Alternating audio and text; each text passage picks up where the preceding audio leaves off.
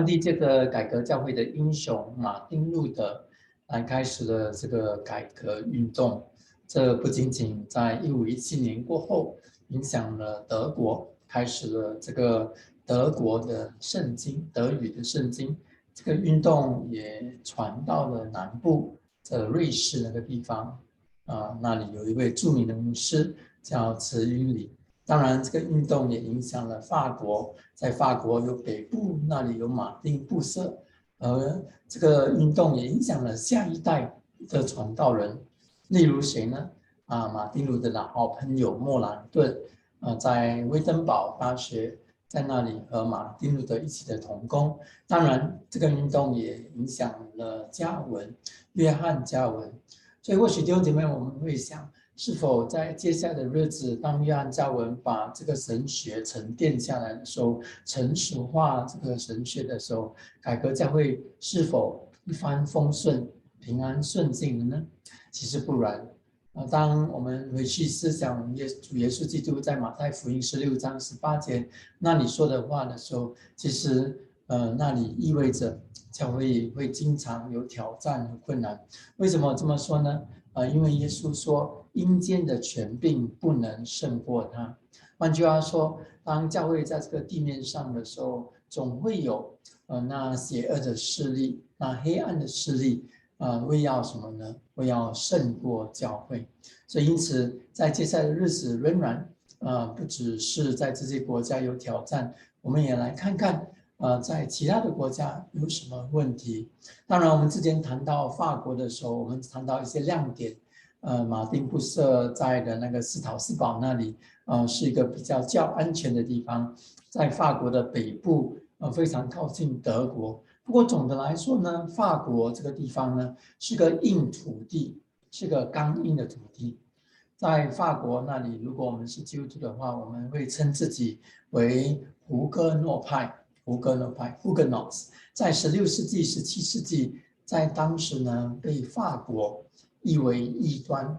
为什么呢？因为法国这个国家呢是一个罗马天主教的国家，它拒绝被这个改革教会运动而影响，直到他开始加倍的迫害信徒，迫害的信徒。可能和大家讲一个故事，在1562年，也就是加文年老的时候，法国西北部有个地方叫瓦西市，那里发生了一个大屠杀。为什么呢？因为当天天主教的这个部队经过一个胡格诺派的教堂，没有在任何的命令之下，他们就把教堂里头的全部的信徒，大人小孩都给杀了。所以这引发了法国的内战。在1560年代，烧毁基督教堂，杀手无寸铁的基督徒。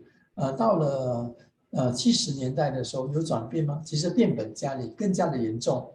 在1572年的时候，8月24号有这样的一个巴多罗麦大屠杀。估计在那个大屠杀当中，当天死了10万的基督徒，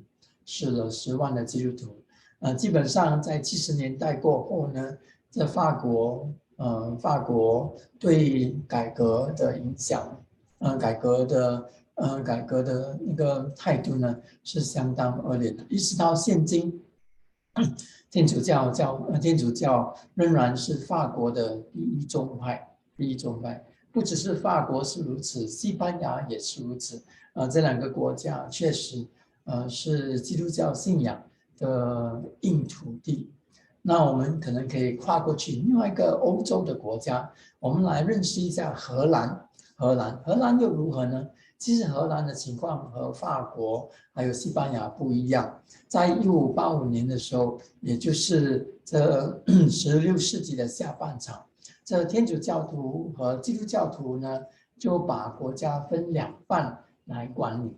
所以这很有趣的，因为在这欧洲，当你看到改革能成功或失败，这在于什么呢？在于当地的政府，当地的君王是否支持或不支持改革。但是荷兰的改革不是这样，荷兰的改革，虽然当地的政府呢不支持抗罗中，不支持这改革中，但是呢，在荷兰很多的百姓，他们崛起，他们开始来回到圣经里头，开始相信圣经所教导的那福音，所以这君王呢就没有什么呢？没有像法国和西班牙一样，把他们打压下来。再加上记得吗，弟兄姐妹们，加尔文在日内瓦开办了一所大学，那所大学就训练了很多的传道人、牧师，这些宣教士很多好几位都去到了这荷兰那个地方，在那里传讲纯正的道理。虽然基督徒仍然面对迫害，不过他们的人数呢渐渐的增长，感谢主。